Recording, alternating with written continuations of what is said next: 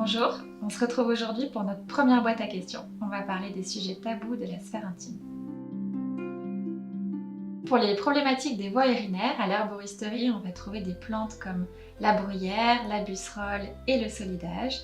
Le solidage sera très intéressant pour calmer la douleur et la bruyère et la busserolle vont vraiment venir traiter le côté infection urinaire.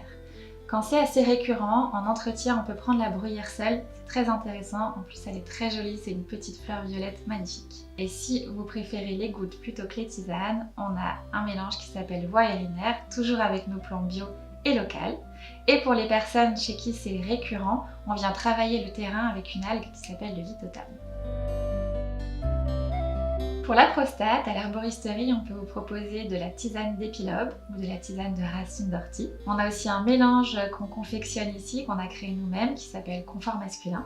Et pour les hommes qui préfèrent les gouttes plutôt que la tisane, on a un très beau mélange qui s'appelle Prostate, avec des plantes locales et bio.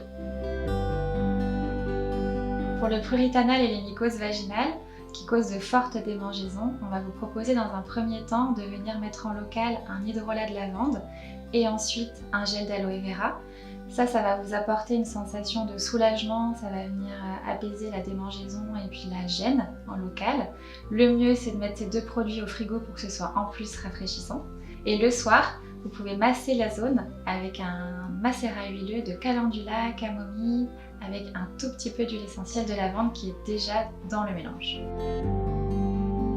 Pour la transpiration excessive, à l'herboristerie, on va vous proposer des choses en local et des choses à prendre en interne.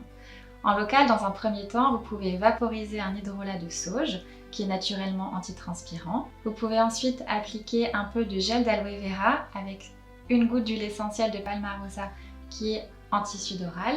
Donc là, uniquement si vous n'avez pas de contre-indication aux huiles essentielles. Et puis, vous allez pouvoir mettre au besoin et quand vous le sentez, quand vous en ressentez l'envie, un petit peu d'argile blanche que vous allez venir tapoter sous les aisselles ou sous les zones qui vous apportent beaucoup de transpiration. Ensuite, en interne, donc en tisane, on vous reproposera la sauge et aussi le bissap qui est très intéressant puisqu'il va venir faire descendre la température du corps, ça va venir vous rafraîchir.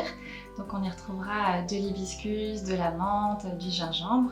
Et petit plus, une infusion qui s'appelle Ciao le stress qui va venir vous détendre et donc vous apaiser et vous faire moins transpirer. Pour les hémorroïdes, donc ça c'est une demande qu'on a très régulièrement à l'herboristerie, on va vous proposer un hydrolat d'amamélis qui va venir vraiment travailler la microcirculation. Donc ça on peut le pchiter en local quand les hémorroïdes sont sortis et on peut aussi le boire, donc 2 petites cuillères à café par jour, voire une cuillère à soupe quand on est vraiment en période de crise. On va ensuite vous proposer un produit spécifique à l'herboristerie qui s'appelle Circulation veineuse, qu'on prendra sous forme de gouttes 2 fois par jour pour travailler la grande et la microcirculation. Et pour ceux qui préfèrent les tisanes, on a un mélange circulatoire qui s'appelle Jambes légères mais qui sera aussi très adapté aux hémorroïdes. Pour relancer la libido, on va retrouver la Damiana, donc Damiana aphrodisiaca, qui porte bien son nom. Donc une tisane très intéressante à partager autant pour monsieur que pour madame. On a aussi le gâtillier, uniquement pour madame, parce que pour le coup, il va venir booster la libido de la femme, mais diminuer la libido de monsieur.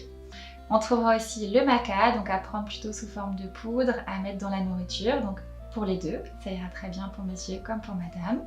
Pour les hommes, on proposera plutôt le tribulus ou l'éleutérocoque et on a confectionné aussi un mélange spécifique pour ce sujet à l'herboristerie.